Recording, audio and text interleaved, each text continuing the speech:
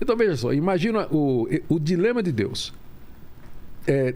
Ter com ele, para ele, por toda a eternidade, uma raça de seres à imagem e semelhança dele, que voluntariamente quisessem ficar com ele, sem possibilidade de outra decisão. O plano de Deus, ele previa a queda. Sim.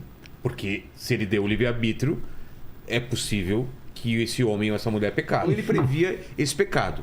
E ao mesmo tempo, ele tinha um plano que no final tudo se resolveria e a gente voltaria a esse novo Éden ou a essa ligação total. Isso. Então, seria heresia da minha parte dizer que Deus imaginou que tudo isso ia acontecer e isso faz parte da vontade dele? Sim. É mesmo? É. Mesmo as coisas ruins que a gente escolheu? Sim, eu vou explicar. Primeiro, agora, imagine o dilema de Deus, por assim dizer. Eu sempre tento me colocar na posição de Deus e eu não consigo porque é uma coisa tão absurda. Mas tem algumas coisinhas que a gente pode imaginar. Então, eu não consigo. Como que você pode saber de tudo e ao mesmo tempo se surpreender quando um filho teu volta e você se agraciar e você ficar feliz, mas você sabe que aquilo aconteceu? Eu não consigo entender isso. Sim. Então, veja só, imagina o dilema de Deus. Ter com ele, para ele, por toda a eternidade, uma raça de seres à imagem e semelhança dele, que voluntariamente quisessem ficar com ele, sem possibilidade de outra decisão. Eu coloco isso com meu filho. Eu não queria isso pro meu filho. Bom, agora imagina que ele fosse obrigado a me amar. Ele não teria outra opção. Que vantagem tem? Pois é, então, Deus poderia ter feito pessoas assim, obrigado essas pessoas a amá-lo. Um robô. Ou então, Deus poderia criar a história da redenção, uma história onde as criaturas, onde de uma maneira que nós não sabemos, Deus, é uma das coisas que eu não sei, de uma maneira porque a Bíblia não explica também, Deus conduziria todo o processo de forma que o final fosse esse, mas através das decisões, e aqui vem, livres, espontâneas, voluntárias de suas criaturas morais, que são os anjos e os homens. Através das decisões livres dos anjos, dos homens, Deus constrói a sua história de forma que o final dela vai ser esse aí. Aí vem a grande questão. Como é que Deus pode ser soberano e nós podemos ser livres? E essa é a resposta para a qual essa é uma pergunta para a qual os teólogos não têm uma resposta, porque as respostas que são tentadas ou que foram dadas, elas acabam ou anulando a soberania de Deus, como por exemplo a teologia relacional, que há pouco tempo foi defendida por pastores aqui, inclusive famosos de São Paulo, dizendo que... Lembra daquele tsunami que teve na costa da Ásia? Claro. Aí o pessoal veio em cima de... Por que Deus... permitiu? Deus não sabia que aquilo ia acontecer? Por que ele permitiu aquilo ali? Resposta desses pastores: Deus não sabia. Deus não conhece o futuro. Deus não é onisciente. Então, essa solução do dilema torna Deus menos daquilo que ele é. A outra é você enfatizar a soberania de Deus de tal forma que você torna o homem um autômato, sem decisões falsas, não são verdadeiras. E aí que tá, você tem que manter as duas coisas juntas. Deus é absolutamente soberano e o homem é responsável. Como é que a Bíblia lida com isso? Ela apresenta as duas verdades como dois trilhos. Imagina, você está no trilho do trem, você está ali. Você olha lá no final... No horizonte. As linhas se encontram. Mas só no horizonte. Certo. Elas caminham paralelas, mas só vão se encontrar no horizonte. Soberania de Deus, responsabilidade humana. Lado a lado. Você não sabe... Onde uma termina, onde outra você não consegue fazer isso. Mas lá no fim da história, eu vou entender isso aí. Então, vou te dar um exemplo. A morte de Cristo. Então, exato. Morte de Cristo. Ele poderia, a qualquer momento, evitar a morte. Podia, né? Podia. Pois é. Quando Pedro, no famoso sermão de Pentecostes, lá no livro de Atos, capítulo 2, ele prega lá para os líderes que tinham condenado Jesus 50 dias antes, ele disse assim: esse Jesus foi entregue pelo determinado desígnio de Deus e vocês o mataram. E ele colocou a culpa nos judeus. Primeiro ele disse, olha, ele morreu segundo o plano de Deus. Segundo a vontade de Deus. E vocês o mataram. Então, no mesmo versículo, você vê a soberania de Deus e a responsabilidade humana. É assim que a Bíblia trata esse assunto. Eu posso citar para você dezenas de passagens bíblicas que dizem que nada acontece sem que seja a vontade de Deus. A mais conhecida, Jesus disse, não cai um passarinho no chão se não for a vontade do meu Pai que está nos céus. Eu poderia citar dezenas de passagens onde a Bíblia fala de um Deus soberano, Senhor de todas as coisas, que decretou tudo o que existe. E, ao mesmo tempo, eu te dou uma dezena de passagens onde fala assim: arrependa-se, mude de vida, escolha, coloque, por exemplo, a palavra de Josué ao povo de Israel, antes de entrar na Terra Prometida: coloco diante de vocês a vida e a morte, escolha entre servir a Deus outros deuses, eu e minha casa serviremos ao Senhor. Jesus mesmo disse para as multidões: vinde a mim todos vós que estáis cansados e oprimidos, eu vos aliviarei. No final do Evangelho de Marcos está escrito assim: pregai o Evangelho a toda criatura, quem crer e for batizado será salvo, quem não crer será condenado.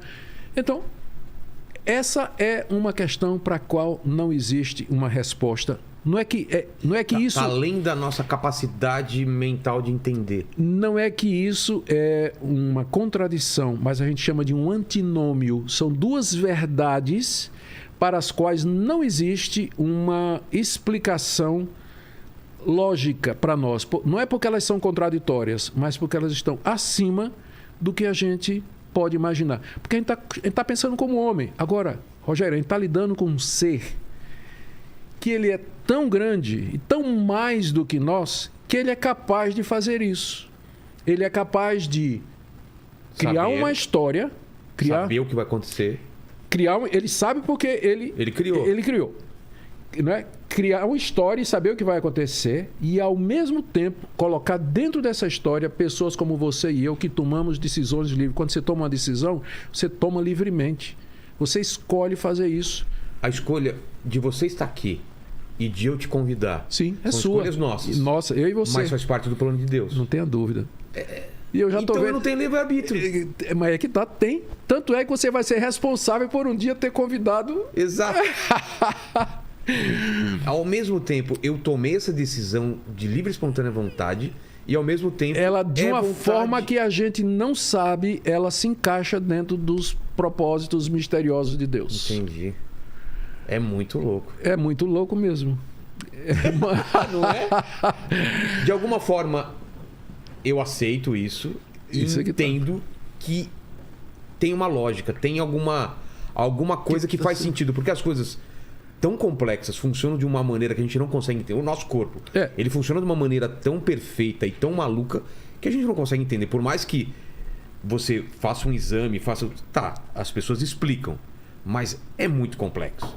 Muito. Tanto que não conseguiram replicar ainda um ser humano totalmente feito por um outro ser humano. Né? Não conseguiram. E eu duvido que consiga nessa mesma perfeição. Né?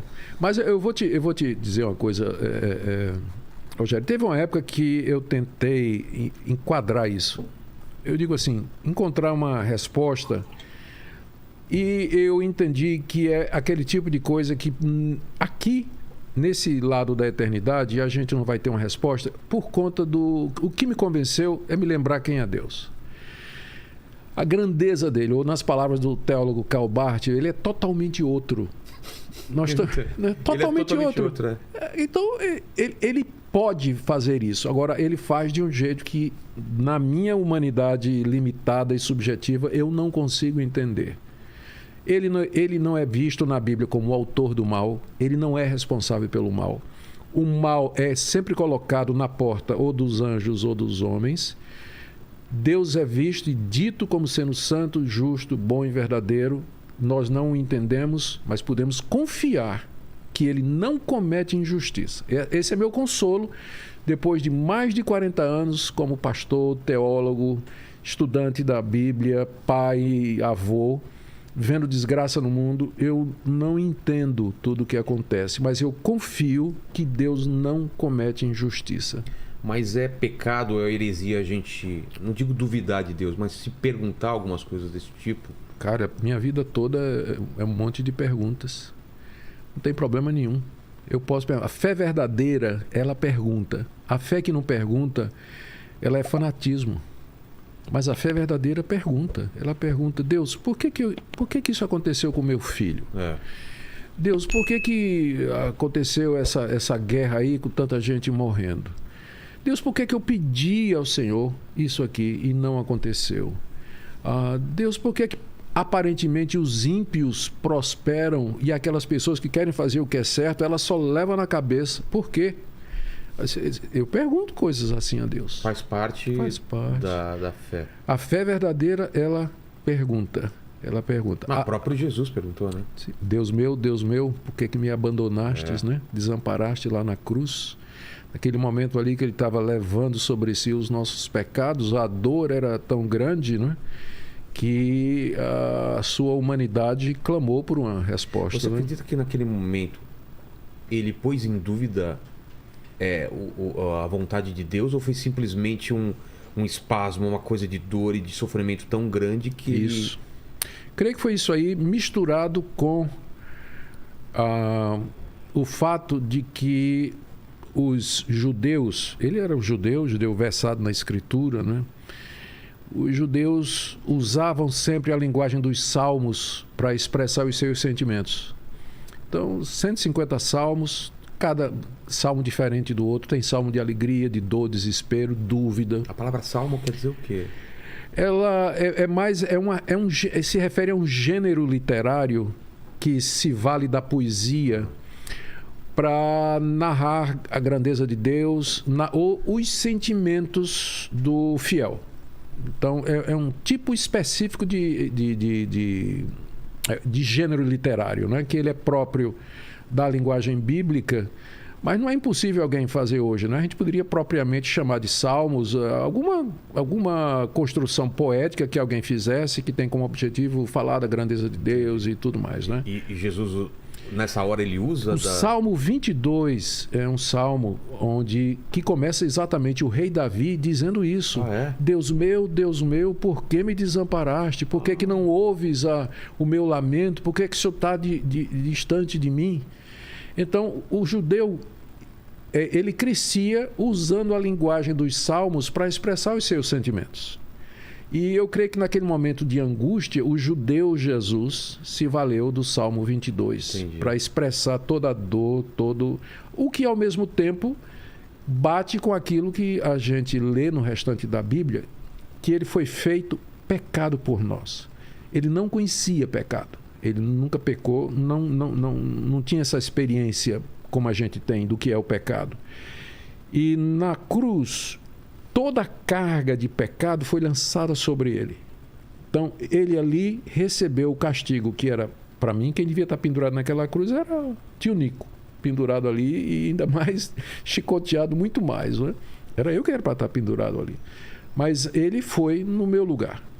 E é por isso que eu posso agora chegar para Deus e dizer: Deus, eu creio que o Senhor me perdoa, porque a minha culpa já foi paga. Porque Deus não pode perdoar de graça, Rogério.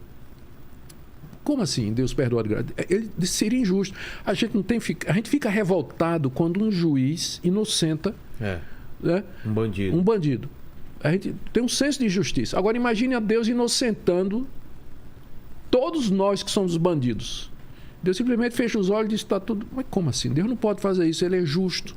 Então, pecado tem que ser pago. Alguém tem que pagar o pecado. É isso que Cristo fez. Por isso que ele gritou, porque ele sentiu aquele peso do pecado sobre si naquele momento. Esse ponto é central para o cristianismo histórico e bíblico. É aquele momento em que Cristo leva sobre nós os nossos pecados. Eu diria para você que é isso que faz o cristianismo distinto de todas as demais religiões. É esse momento aí. Os fundadores de outras religiões, eles não morreram no lugar dos seus seguidores. eles deram ensinos, alguns preciosos, muito preciosos, aliás, para os seus seguidores. Muita coisa nessas religiões, e no cristianismo também, é bom senso. É simplesmente bom senso. Mas a diferença principal é que, se você fizer um apanhado nisso da religação que eu falei com você, você vai ver que, na verdade, mesmo tendo centenas e centenas de religiões no mundo, só existem duas categorias. Uma categoria, aquelas religiões em que o ser humano faz alguma coisa para se religar com Deus. Para se religar com Deus. Isso aqui é quase um remédio que contou para as pernas inquieta. Meu pai tem isso também. Nossa, cara. Toma, chama perna inquieta mesmo, né? É perna inquieta. Não deixa você dormir, viu? Eu sei, meu pai fica chacoalhando. Mas com o remedinho daqui a pouco eu vou tomar. Vai ficar legal. Mas eu voltando. Só tem duas categorias de religião. Uma em que o ser humano ele tenta a religação com a divindade pelo seu próprio mérito e esforço. Eu faço, eu mereço, eu ofereço. Boas ações. Tudo. Isso aí. A outra categoria é o contrário. É de cima para baixo. Deus vem ao encontro do homem, do ser humano, para se reconciliar com ele. E só tem uma religião em todo o mundo que ensina isso, que é o cristianismo histórico. Um Deus que veio e que se deu pelos seus, levando a culpa deles, de forma que eles agora podem ser livremente perdoados e ser religados a esse Deus aqui e no escatom, no futuro período que nós já falamos aqui, descrevemos como um novo paraíso. Né? Por que dentro do plano de Deus foi necessário enviar ele mesmo, né, o filho dele, ele virar carne, para ele ter esse trabalho de levar nossos pecados? Isso foi uma coisa diante de tanta coisa que aconteceu? Esse foi o único caminho? Qual foi a ideia? A lógica por detrás... Porque foi previsto, foi avisado, veio do Cordeiro, ele vai vir e tal. Era uma coisa esperada. Era. A lógica por detrás disso aí era que não se podia, em todas as religiões, você não pode se aproximar da divindade sem sangue, sem sacrifício. A não ser algumas religiões orientais mais recentes, que a gente chama... agora me foge o nome, daqui a pouco ele aparece. Em que elas são basicamente uma filosofia. Entendi. Tá certo? Como o hinduísmo, por exemplo, ou o próprio budismo, que seria o melhor exemplo, né? Que é mais uma filosofia. Mas nas religiões antigas da Mesopotâmia, do Egito, as religiões que vinham da Frísia, as religiões gregas que tinham altares para você oferecer sacrifícios, a própria religião romana que adorava o imperador, todas elas exigiam sacrifícios. Mesoamericanas. Tudo. Se for nos índios, tem sempre que ter sangue. A ideia é... De onde veio isso aí? A ideia é que que a divindade requer o pagamento pela culpa. Então, no caso de todas as religiões, você oferece o pagamento pela culpa. Você traz o seu melhor animal, você traz tal, sacrifícios humanos, exatamente, isso tudo. O inimigo, o escravo. No cristianismo foi o contrário. Deus, como João Batista diz quando viu Jesus, eis o Cordeiro de Deus que tira o pecado do mundo. Deus mandou um cordeiro para ser oferecido como sacrifício. De alguém que espia os pecados. Exatamente. Tinha aquela ideia do bode expiatório, né? Tudo isso estava previsto, como você falou. Estava escrito direitinho no Antigo Testamento, antes de Cristo. E por que os antigos tinham essa necessidade de um animal ou alguém... Ou era o animal ou era ele. Porque alguma coisa pagar pelos pecados dele... Porque, sendo o pecado, veja só, Deus é o Criador de todos. Ele é o Senhor e Ele tem domínio absoluto sobre minha vida. Ele é o meu Deus, então Ele é o meu Senhor. Eu sou filho dEle, servo dEle, devo obediência para Ele, devo minha vida a Ele.